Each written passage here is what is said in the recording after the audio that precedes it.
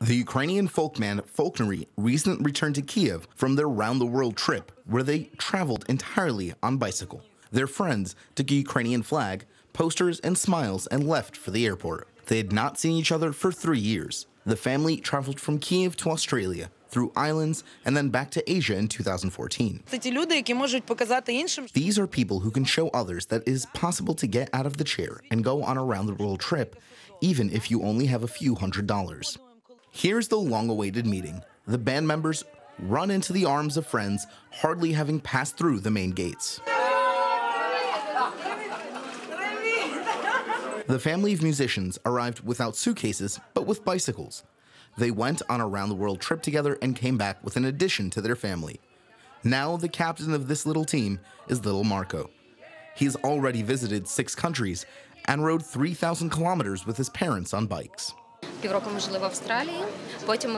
When Marco was born, we lived in Australia for half a year. Then we flew to Malaysia for 3 months. He got to see Indonesia. When we realized that we were ready, we went with Marco to Thailand, which is very easy for traveling with a child. The traveling musicians made a living by performing street concerts. They played Ukrainian music in the most remote corners of the world. They lived in tents and with the help of Good Samaritans.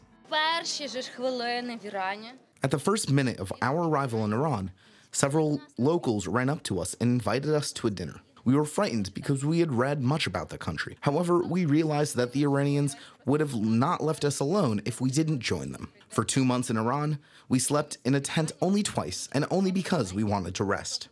They survived below freezing weather in Turkey and Iran, and incredibly hot temperatures in the deserts of Australia, a night lodging on an anthill, and a tropical rainy season. They also got acquainted with different cultures and told people about Ukrainian culture.